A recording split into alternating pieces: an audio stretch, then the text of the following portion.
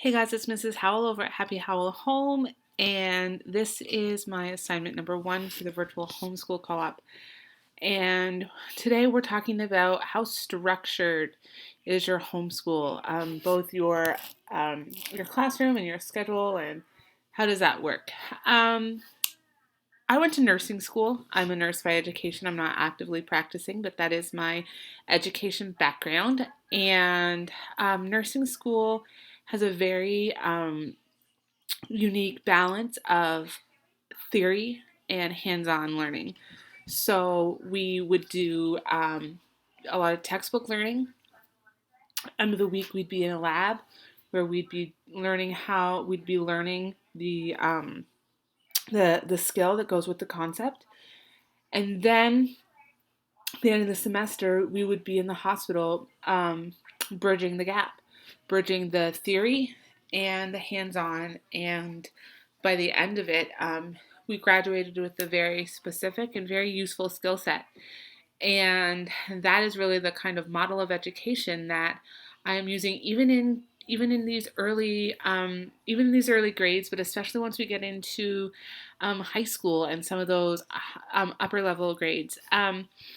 So I am a bookworm. I am a bit of a nerd, self-professed. So the academics are very important to me, making sure that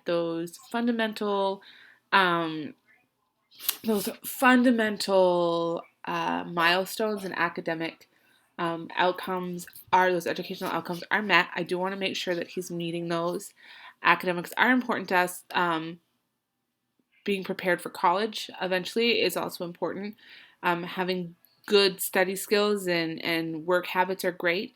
But that being said, you're not going to learn by sitting at a desk all of the time. We like to get out, we like to look at our curriculum and look at the learning outcome, but then be outside and say, okay, if we're learning about the seasons. What season are we in? What are some of the things that we're viewing in this season? What bugs are out now that maybe aren't out in the winter, and why is that? And why are the leaves green now but orange later? And um, you know, doing some hands-on learning. So we make sure that those academics are met. We make sure that the hands-on learning happens, and we make sure that it happens within a normal school day. We are not morning people because my children don't sleep at night. We have tried a lot of things. My husband and I both don't sleep, so we figure it's probably hereditary, and they're going to struggle with it for a while. So our mornings are a little bit more relaxed. Breakfast is a little bit more laid back. And then once we get going, we try to do all of our book work in the morning so that the afternoon can be what I call free learning. So that's your hands-on stuff. That's also when we pull out our center boxes, our center totes. So you can see up there, there's a couple. That's the clear one is the Play-Doh. That is 2 of the Lego sets. They're the Lego City, the police boat, and the fire truck. But we also have a bucket of random pieces that they can do. Then we have craft and whatever. So those are our centers that they can pull out, and we do that in the afternoon. Um, we don't get hung up on time as much. As long as it gets done, it gets done. So the morning is school time, and if you don't get your book work done in the morning, then in the afternoon it is going to cut into your center and your free play. But definitely more relaxed than I ever thought I would be. I really did think I was going to try to make my home into an official classroom because I went to public school, but I'm realizing that that style doesn't work for my son, and that we end up both being frustrated and feeling bitter and burnt out on homeschooling. And so that's not why we're here. We're here to make learning happen for him in a way that works for him. And when his brother comes up and is doing more actual schoolwork and not just his variation of play school. We're going to have to shift again when he comes in and adapt to his learning style.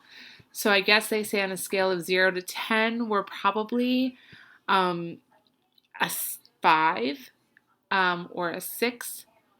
I am very rigid in the fact that the bookwork is going to get done. That will not change. As long as it gets done within that school time, within those school hours, it will get done.